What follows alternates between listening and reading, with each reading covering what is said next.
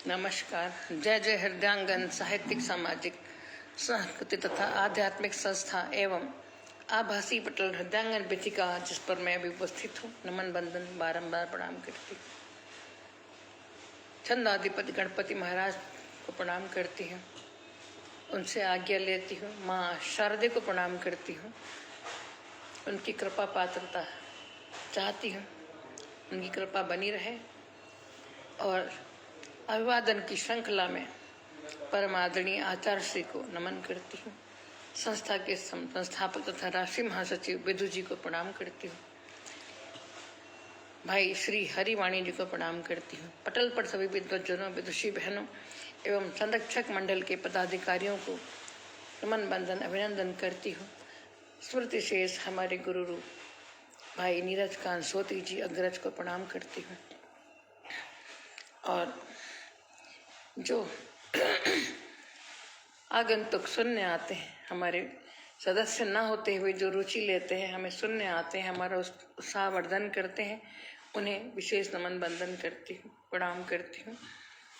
अब आज मैं समय से थोड़ा पहले आ गई हूँ। कुछ पारिवारिक विवशताएं होती हैं, जाना पड़ता है, कुछ जरूरी काम महत्वपूर्ण आ जाते हैं, तो मुझे आज जाना था। तो मैंने कहा 11:30 ही जाना है, तो मैंने कहा 11:30 बजे आज मैं अपना ये नियम भी पूरा कर देती हूँ, क्योंकि अगर मैं नहीं करूँगी तो मेरा फिर मन खराब रहता है कि मेरा एक काम छूट गया। तो इसलिए मैं आज अभी उपस्थित हो गई हूँ। तो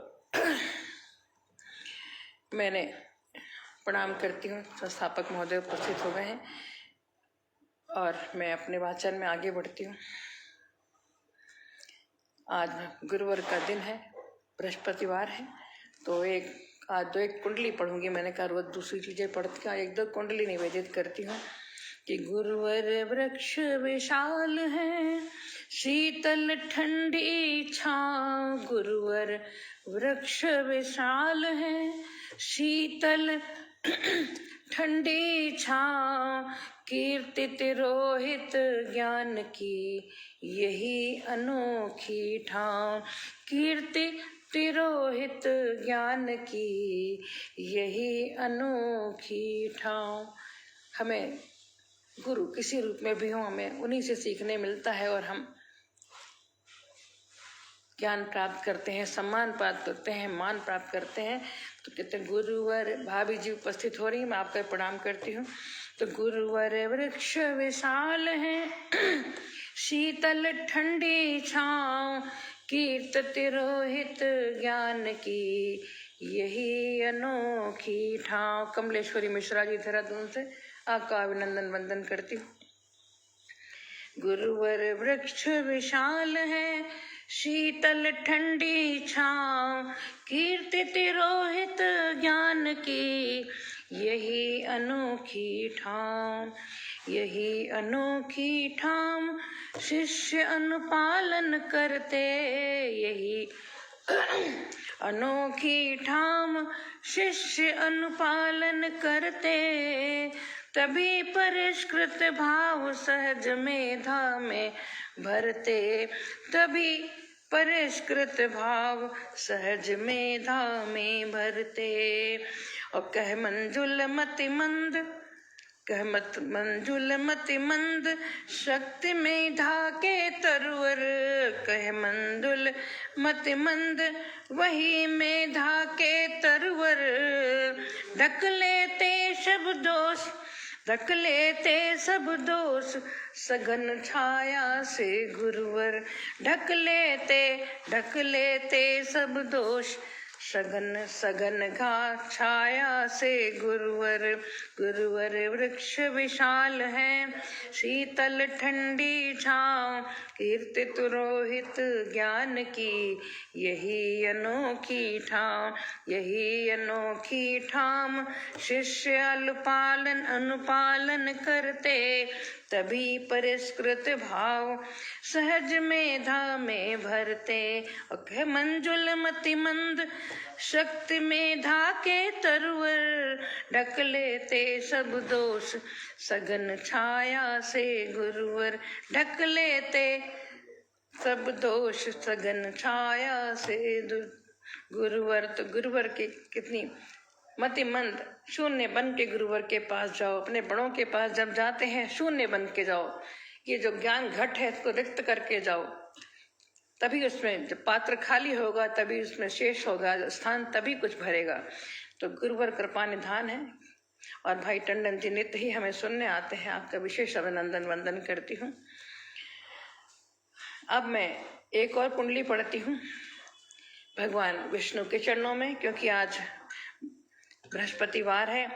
तो नारायण भज मानुषा, नारायण भज मानुषा, पद्मनाभ सरकार। नारायण भज मानुषा, नारायण भज मानुषा, पद्मनाभ सरकार। गोविंदा बैकुंठपति, जग के पालनहार। कितने ही नाम भगवान के हैं कि गोविंदा बैकुंठपति, जग के पालनहार। जग के पालनहार, भजो मन कृष्ण मुरारी। जग के पालन हार, भजो मन कृष्ण मुरारी। और करते भव निधि पार, वही केशव गिरधारी। करते भव निधि पार, वही केशव गिरधारी। और कहे मंजुल मन मीत, वही सबके मीत है, सखा है, भाई है, सब कुछ भगवान है। जब सभी साथ छोड़ देते हैं तो वही साथ होते हैं। तो कहे मंजुल मन मीत, वही है व्रत पारायण। कह मंजुल मन मीत, वही है व्रत पारायण। कह मंजुल मन मीत, वही है व्रत पारायण। और समय न जाए बीत, भजो मन श्री नारायण। समय न जाए बीत, भजो मन श्री नारायण। नारायण भज मानुषा, जग पद्मनाभ सरकार। गोविंदा बैकुंठपति, जग के पालनहार। इसी क्रम में एक भगवान भोलेनाथ के लिए भी एक कुंडली में पढ़ती हूँ, क्योंकि श्रावण मास है, भगवान भोलेनाथ का संचालन करते हैं। श्रावण मास में हमारे बैकुंठपति विष्णु भगवान जो है योग निद्रा में चले जाते हैं 4 मास के लिए, और तब सृष्टि का संचालन हमारे भोलेनाथ, जो कि अल्प में ही प्रसन्न हो जाते हैं, परितोषी हैं, संतोषी हैं। तो एक भगवान भोलेनाथ के चरणों में भी एक मैं कुंडली अर्पित करती हूँ। ओम नमो भगवते वासुदेव। पद्मनाभ स्वामी की जय हो। तो पढ़ते हैं। शंकर जी की शरण ले, शंकर जी की शरण ले, है वह भोलेनाथ। शंकर जी की शरण ले, है वह भोलेनाथ। शंकर जी की शरण ले, है वह भोलेनाथ। उन्हें जो जन उन्हें पुकारते, आकर गहते हाथ। जो जन उन्हें पुकारते, आकर गहते हाथ। शंकर जी की शरण ले, है वह भोलेनाथ। जो जन उन्हें पुकारते, आकर गहते हाथ। आकर गहते हाथ, सदा शिव है अतिदानी। आकर गहते हाथ, सदा शिव है अतिदानी। बसते हैं कैलाश, सदा बाबा बर्फानी। बसते हैं कैलाश, सदा बाबा बर्फानी। कह मंजुल मन मीत, जान मुझको प्रभु किंकर। कह मंजुल प्रभु बात, जान मुझको प्रभु किंकर। कह मंजुल सुन बात, जान मुझको प्रभु किंकर। रखना सिर पर हाथ, सदा है भोले शंकर। कह मंजुल सुन बात, जान मुझको प्रभु किंकर। जान मुझको प्रभु किंकर। रखना सिर पर हाथ सदा है भोले शंकर, सदा है भोले शंकर। तो एक शंकर भगवान की 3 कुंडली पढ़ी मैंने, और अब एक कथा से जोड़ती हूँ, फिर कुछ और सुनाऊंगी। बड़ी सुंदर कथा है। कथा प्रेरक होती हैं। सबसे ज्यादा कथा में यही बताते हैं कि हमें घमंड नहीं करना चाहिए, अकड़ नहीं होनी चाहिए, लचक होनी चाहिए। अगर हम अकड़े तो हम टूट जाएंगे, लचक होगी तो हम हिलडुल के फिर खड़े हो जाएंगे। तो ज्यादातर कथाएं हमको यही प्रेरणा देती हैं कि हमें मद में नहीं, घमंड नहीं करना चाहिए। तो मैं पढ़ती हूँ, जितना विनम्र रहेंगे उतना ही प्रभु के समीप रहेंगे। पढ़ते हैं। एक गांव में एक ठाकुर थे। ये कथा का सार यही है, इसलिए मैंने पहले ही बात कही कि एक गांव में एक ठाकुर थे, जिनके यहाँ एक नौकर काम करता था, जिसके कुटुंब में बीमारी की वजह से कोई आदमी नहीं बचा। उस नौकर के घर में कोई नहीं था। कोई आपदा आई होगी जिसमें पूरा परिवार ही समाप्त हो गया। तो उनके यहाँ एक नौकर काम करता था, जिसके कुटुंब में बीमारी की वजह से कोई आदमी नहीं बचा। केवल नौकर का लड़का रह गया। वह ठाकुर के घर काम करने लगा। रोजाना सुबह वह बछड़े चराने जाता था और लौट कर आता तो रोटी खा लेता था। ऐसे समय बीतता गया। अपने श्रम के बदले उसे भोजन मिल जाता था तो लौट के आके भोजन करता था वहां पे। तो एक दिन दोपहर के समय वह बछड़े चरा कर आया तो ठकुरानी की नौकरानी ने उसे ठंडी रोटी खाने को दे दी। नौकरों के साथ ऐसे ही कदाचित व्यवहार करते हैं लोग। ठकुरानी की नौकरानी ने उसे ठंडी रोटी खाने के लिए दे दी। उस बच्चे ने कहा, लड़के ने कहा कि थोड़ी सी छाछ मिल जाए तो ठीक है, सूखी रोटी के साथ छाछ मिल जाए तो ठीक है। उसने कहा कि थोड़ी सी छाछ, लस्सी मिल जाए तो ठीक है। नौकरानी ने कहा कि जा जा, तेरे लिए बनाई है लस्सी, जा जा, तेरे लिए बनाई है लस्सी, जा ऐसे ही खा ले, नहीं तो तेरी मर्जी। झिड़क दिया नौकरानी ने कि क्या तेरे लिए लस्सी बनाई है। झिड़क दिया। वो उस लड़के के मन में गुस्सा आया कि मैं धूप में बछड़े चरा कर आया हूँ, भूखा हूँ, और मेरे को बाजरे की सूखी रोटी दे दी, लस्सी मांगी तो तिरस्कार कर दिया। कभी कभी किसी की कहते हैं लात भी पड़ती है जाके तो मनुष्य अच्छी जगह जाके गिरता है। कुछ भगवान भले के लिए ही लात भी कोई मार दे तो अच्छी जगह जाके गिरता है, ऐसा कहते हैं लोग। तिरस्कार कर दिया। वह भूखा ही वहां से चला गया। गांव के पास में एक शहर था। उस शहर में संतों की एक मंडली आई हुई थी।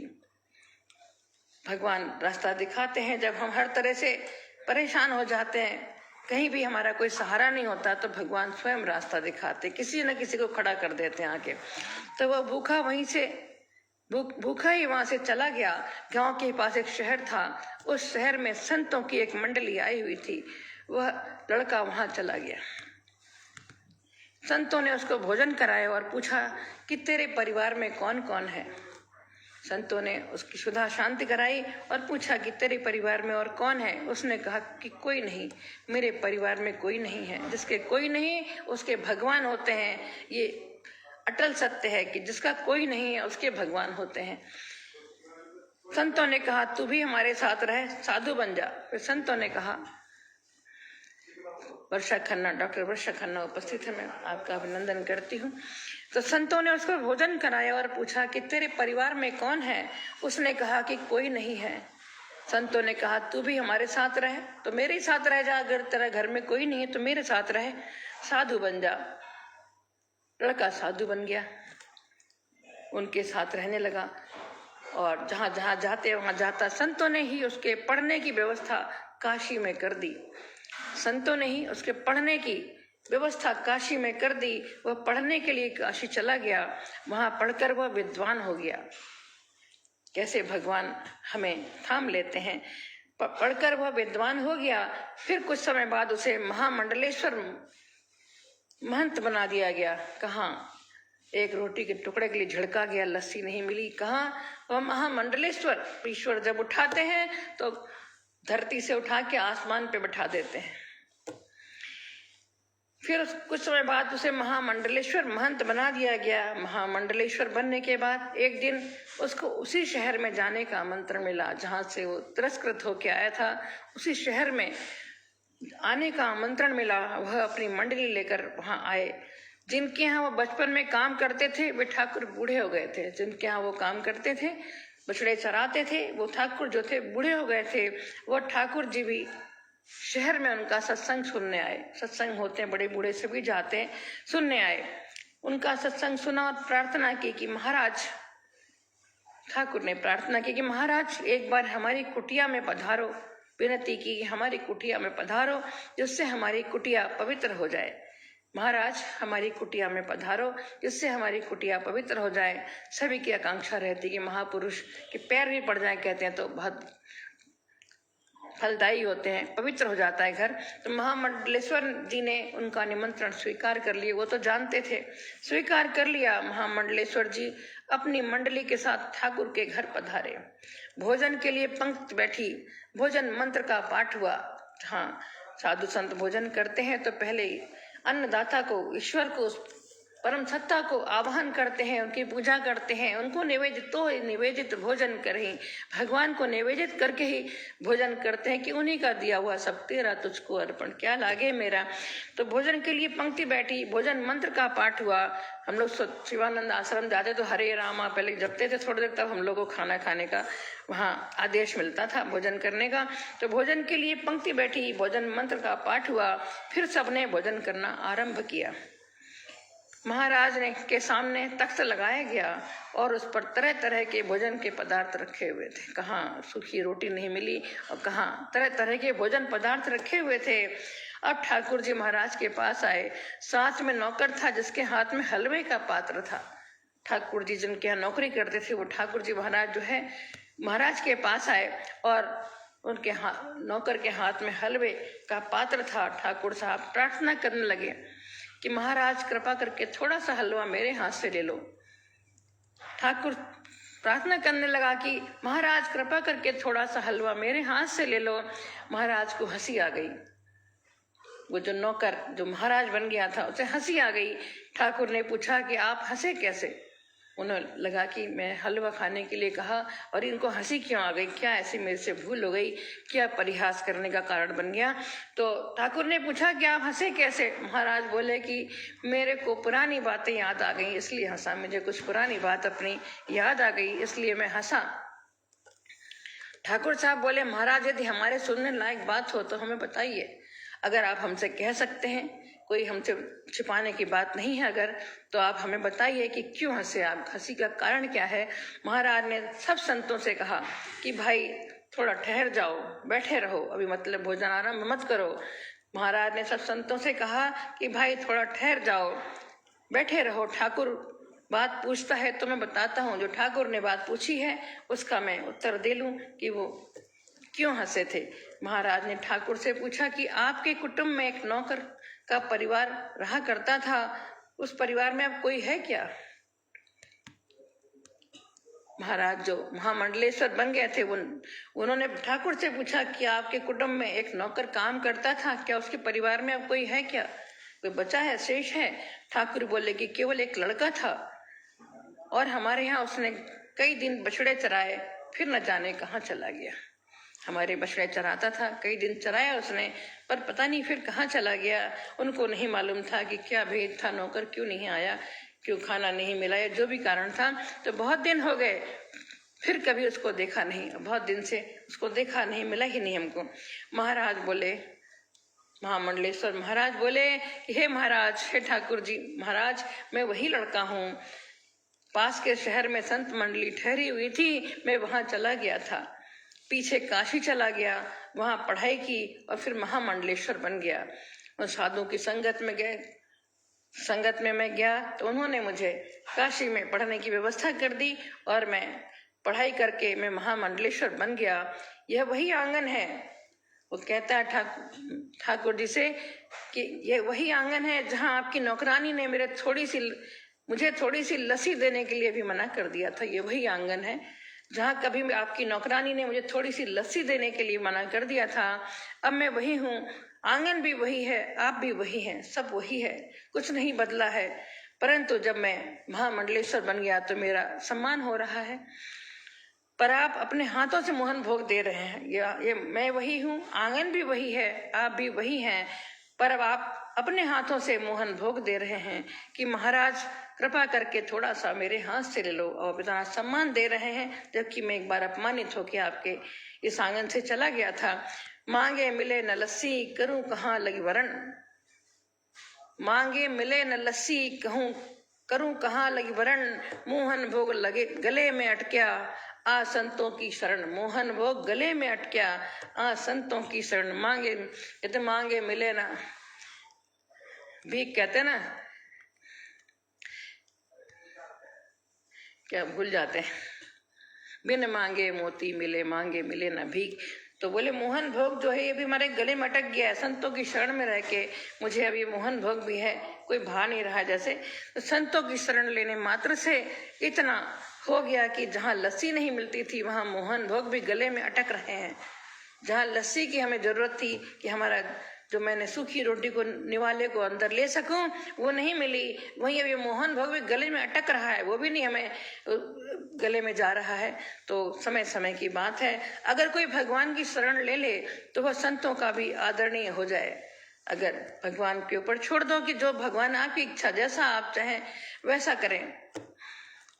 हाँ, मिल मांगे मोती मिले, मांगे मिले न भूख, कहावत है ना। तो संतों की शरण लेने मात्र से ही जिनका इतना हो गया कि जहाँ लस्सी नहीं मिलती थी वहाँ मोहन भोग भी गले में अटक रहे हैं, अगर कोई भगवान की शरण ले ले तो वह संतों का भी आदरणीय हो जाए।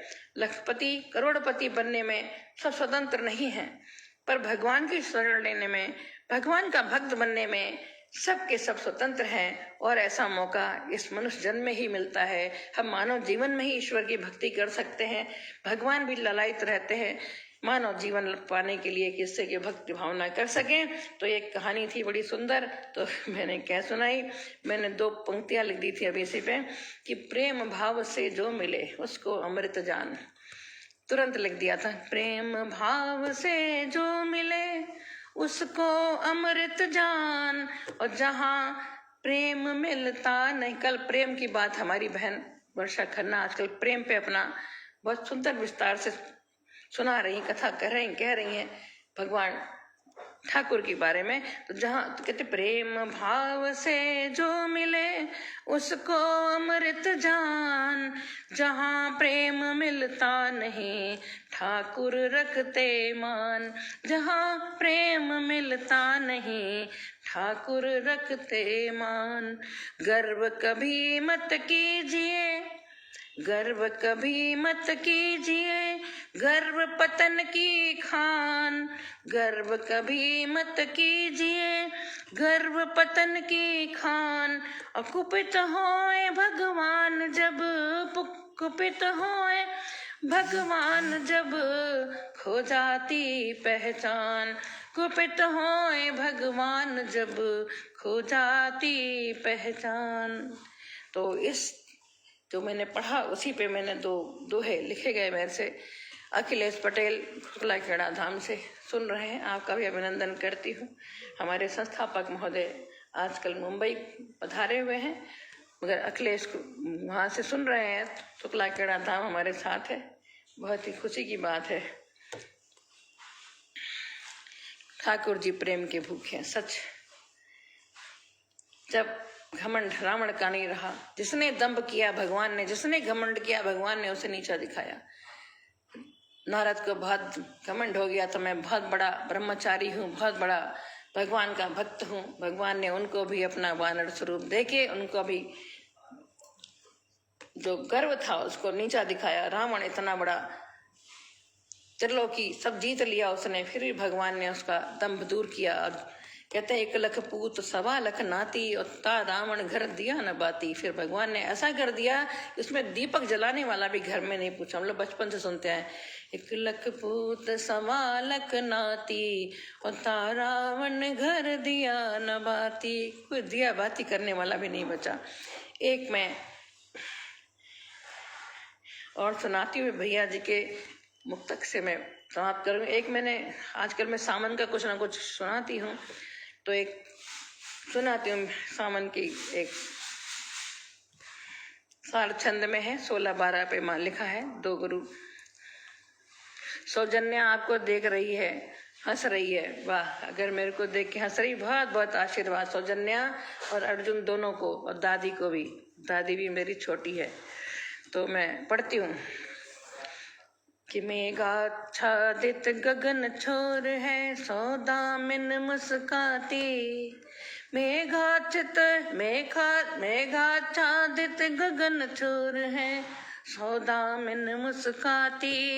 लुक छुप खेले साथ चांदनी, पुरवाई मधुमाती। लुक छुप खेले साथ चांदनी, लुक छुप खेले साथ चांदनी, पुरवाई मधुमाती, पुरवाई मधुमाती।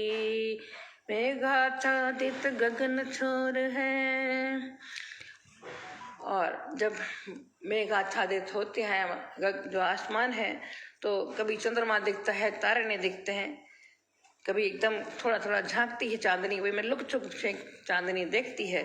तो आगे पढ़ती हूँ कि तारावलियां कहीं खो गई, रिमझिम पड़ती बूंदे। तारावलियां कहीं खो गई, रिमझिम पड़ती बूंदे। तारावलियां कहीं खो गई, रिमझिम पड़ती बूंदे। और सांवरिया की प्रीत अनोखी, बैठी आंखें मूंदे। सांवरिया की प्रीत अनोखी, बैठी आंखें मूंदे।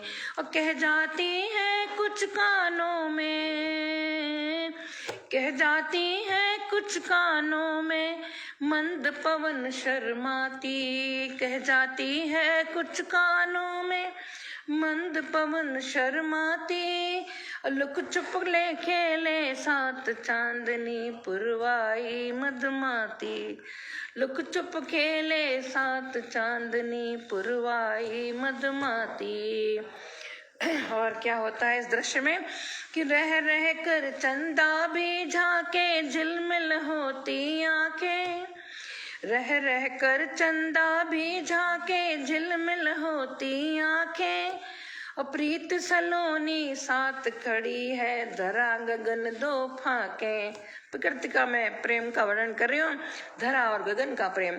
तो रह रह कर चंदा भी झांके, झिलमिल होती आंखें। और प्रीत सलोनी साथ खड़ी है, धरा गगन दो फाके, धरा गगन दो फाके।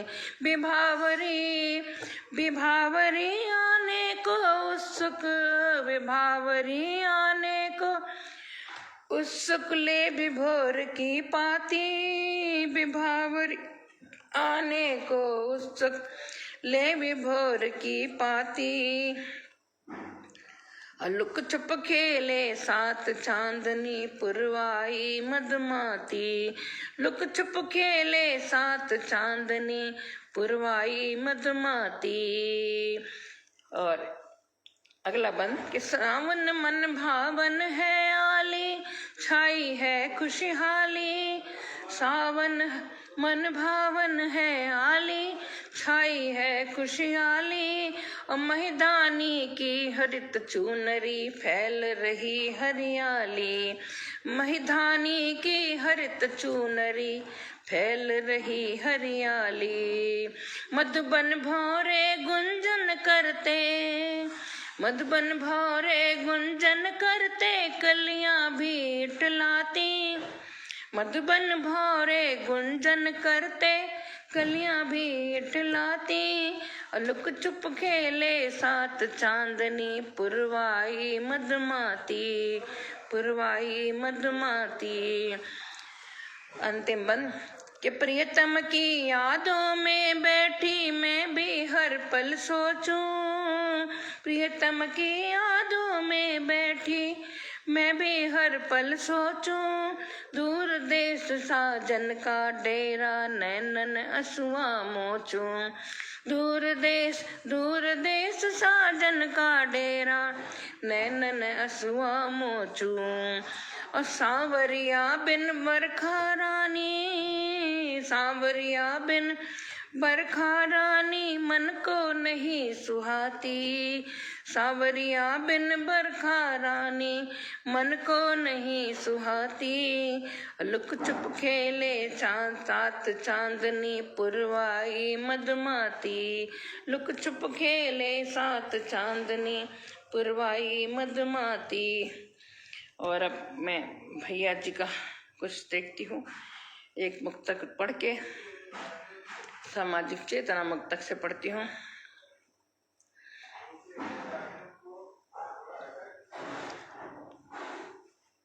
जो भी मिल जाए।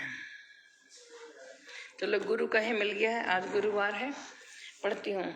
नमन करूं मैं रात दिन गुरुपद पंकज, गुरुपद रज धर शीश।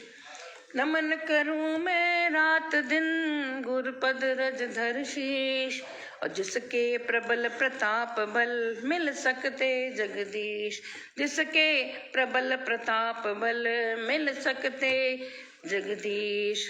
सुंदर स्वाद सुगंध में, सुंदर स्वाद सुगंध में संजीवनी समान, सुंदर स्वाद सुगंध में संजीवनी समान। अनुरागी इस चित्त में वास कीजिए ईश, अनुरागी इस चित्त में वास कीजिए ईश। गुरु गोविंदो खड़े काके लागू पाए, बलिहारी गुरु आपने जो गोविंद दियो बताए। और गुरु का हो गया, एक और देखते हैं। जो प्रभु को हर पल जपे कहलाता है भक्त, जो प्रभु को हर पल जपे कहलाता है भक्त। उसके मन मंदिर बसे ईश सदा ईश अव्यक्त, उसके मन मंदिर बसे सदा ईश अव्यक्त। केवल यही, केवल वह ही भाव दे सकता है दान, केवल वह ही भाव से, केवल वह ही भाव से दे सकता है दान। घनी व्यस्तता मध्य भी किसी मित्र को वक्त, केवल वह भी भाव से, कोई कुछ ना हो भावना से तो हम किसी को दान, भावना का दान तो दे ही सकते हैं। घनी व्यस्तता मध्य भी किसी मित्र को वक्त, कितना भी हम व्यस्त हों, अगर हमारे मित्र को हमारी आवश्यकता है तो हम थोड़ा वक्त तो अपने मित्र को दे ही सकते हैं। तो आज का वाचन मेरा अब हो गया और मैं विराम देना चाहती हूँ। उपस्थित जनों में वर्षा बहन, भाभी सुषमा संस्कृति जी, अखिलेश पटेल जी और संस्थापक दांगन टंडन भैया और कमलेश्वरी मिश्रा देहरादून से मैं आप सभी का बहुत बहुत अभिनंदन वंदन करती हूँ। आज मैंने कुछ विशेष कारणों से आज वाचन पहले कर दिया, तो अब हमारी बहन वर्षा खन्ना 12 बजे आएंगी। मैं कोशिश करूंगी, मैं जहाँ भी रहूंगी तो अवश्य सुनूंगी, नहीं तो बाद में सुनूंगी। तो इसी के साथ मैं अपनी वाणी को विराम देती हूँ। गुरुवर को नमन, वैकुंठाधिपति भगवान विष्णु को नमन करती हूँ और अपने इस प्यारे पटल हृदयांगन को नमन करती हूँ। जय जय हृदयांगन साहित्यिक, सामाजिक, सांस्कृतिक तथा आध्यात्मिक संस्था एवं हृदयांगन वेदिका जिस पर मैं उपस्थित हूँ। नमन बंदन बारंबार प्रणाम करती हूँ। जय भोलेनाथ।